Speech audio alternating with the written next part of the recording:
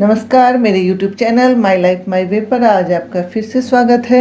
आज हम रामधारी सिंह दिनकर द्वारा रचित निबंध संस्कृति है क्या, इसकी व्याख्या करते हैं। तो आइए हम देखते हैं पहले दिनकर जी का परिचय। रामधारी सिंह दिनकर का जन्म 24 सितंबर 1908 को बिहार के बेगूसराय जिले के सिमरिया गांव में हुआ था। इन्होंने पटना विश्वविद्यालय से राजनीतिक विज्ञान में बीए किया था और संस्कृत, बांग्ला, अंग्रेजी और उर्दू का गहन अध्ययन इन्होंने किया था। इन्हें पद्म विभूषण की उपाधि से भी अलंकृत किया गया था। साहित्य अकादमी पुरस्कार तथा भारतीय ज्ञानपीठ पुरस्कार भी इन्हें मिल चुका है।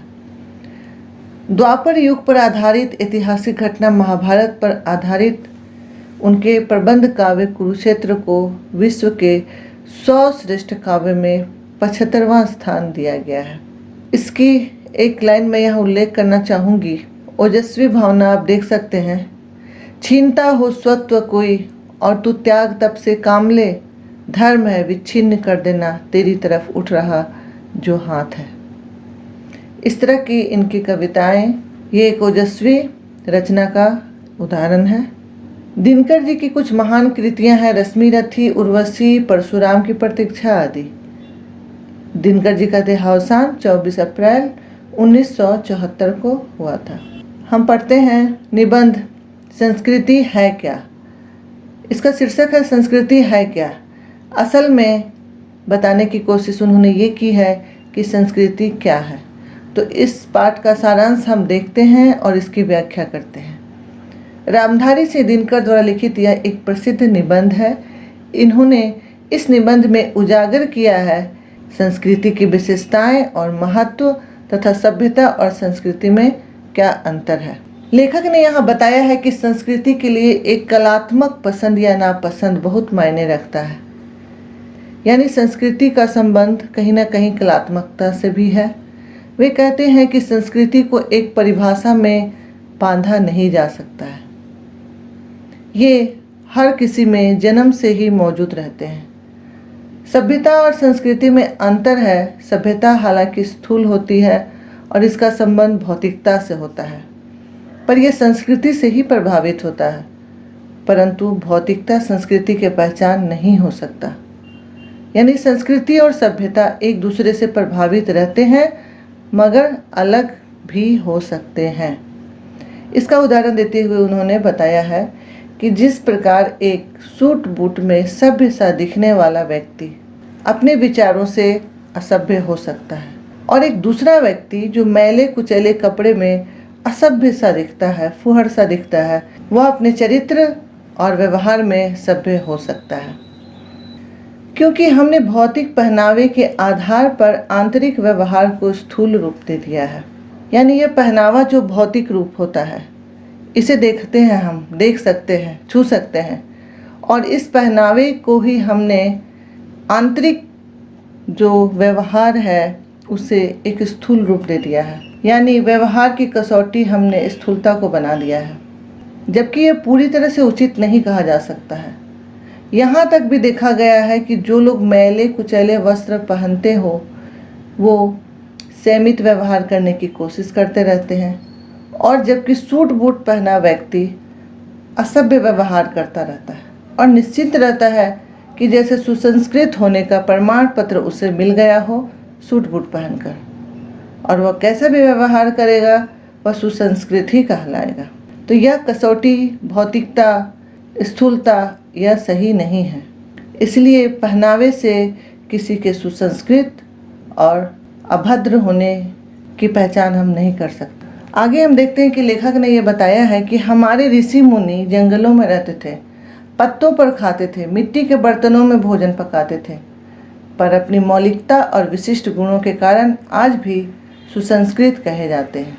जबकि आजकल यूरोपीय सभ्यता का जो प्रभाव है उसके अनुसार उसका महत्व नहीं समझा जाता है, परंतु हमारी भारतीय संस्कृति में मानवीय गुणों के आधार पर सुसंस्कृत और असभ्य की पहचान है। लेखक ने आगे कहा है कि कभी कभी समानता न होने के बाद भी सभ्यता और संस्कृति एक दूसरे को प्रभावित करते रहते हैं। उदाहरण के लिए घर बनाना सभ्यता का परिचय है, परंतु उसका नक्शा, सजावट सब व्यक्तित्व की सोच और वातावरण तथा समयानुकूल होती है। यही संस्कृति है। इस प्रकार सभ्यता और संस्कृति एक दूसरे को आगे बढ़ाती रहती है। आगे लेखक कहते हैं कि संस्कृति और प्रकृति में अंतर है। प्रकृति जैसे ईर्ष्या, क्रोध, लोभ, द्वेष, काम वासना, ये सब भी प्रकृति है। परंतु इस पर रोक न लगाया जाए तो मनुष्य और पशु में अंतर नहीं रह जाएगा और यह रोक संस्कृति ही लगाती है। दूसरी तरफ संस्कृति सभ्यता की तुलना में सूक्ष्म है, पर उसमें उसी तरह समाई हुई है जैसे फूलों के अंदर सुगंध समाया रहता है। कोई व्यक्ति एकाएक धनवान बन सकता है, पर अपने आचरण को उस धन के साथ तुरंत बदल नहीं सकता। धनवान व्यक्ति के जो आचरण होते हैं, व्यवहार होता है, उनका रहन सहन होता है, कोई इतनी जल्दी अपना नहीं सकता है। परंतु उसी प्रकार ऊंचा होकर विचार भी जब ऊंचे होंगे तब वह संतुलन कर पाएगा। आगे हम देखते हैं, आदिकाल से लेकर आज तक जो भी हमारी चीजें हैं, जैसे भवन निर्माण, संगीत, पोशाक, आभूषण, तीज त्योहार, शादी, श्राद्ध, दोस्ती या दुश्मनी, सभी में हमारी संस्कृति का ही प्रभाव दिखता है। दूसरी ओर संस्कृति में विनिमय का गुण होता है। जब दो अलग अलग संस्कृति वाले एक दूसरे से मिलते हैं तो अपना प्रभाव सामने वाले पर छोड़ते हैं तथा खुद भी प्रभावित होते हैं उससे। जिस प्रकार हमारी संस्कृति पर मुगलकालीन और अंग्रेजी संस्कृति का प्रभाव कला, खानपान सब पर देखा जा सकता है। इसलिए विश्व की कोई भी जाति यह दावा नहीं कर सकती है कि वह किसी संस्कृति से प्रभावित नहीं है। इसी कारण संस्कृति हमेशा बदलती रहती है और वह देश और जाति अधिक महान और शक्तिशाली होती है जिसने दूसरी जाति और संस्कृतियों से ज़्यादा अपने अंदर आत्मसात किया है यानी सीखा है, उनकी संस्कृति को अपनाया है। उनके रहन सहन, खान पान, बात व्यवहार को जो देश और जाति अपनाती है वह ज़्यादा शक्तिशाली हो जाती है। इस प्रकार जो जाति जितनी अधिक समन्वय की शक्ति रखती है वह उतनी ही ज़्यादा शक्तिशाली मानी जाती है। यही इस पाठ में इन्होंने बताने की कोशिश की है। इस तरह से हम देखते हैं कि यह एक अच्छा उदाहरण उन्होंने प्रस्तुत किया हमारे सामने कि संस्कृति और सभ्यता में क्या अंतर है, और इसका अंत में यह नतीजा निकलता है कि संस्कृति और सभ्यता एक दूसरे को प्रभावित करती रहती है, साथ साथ चलती है, पर फिर भी यह आपस में अलग भी है और एक भी है। सभ्यता में संस्कृति उसी तरह समाई रहती है जैसे फूलों में खुशबू समाई रहती है, यानी संस्कृति को आप महसूस कर सकते हैं, आप इसे छू नहीं सकते हैं क्योंकि यह स्थूल नहीं होती है, जबकि सभ्यता स्थूल रूप होती है।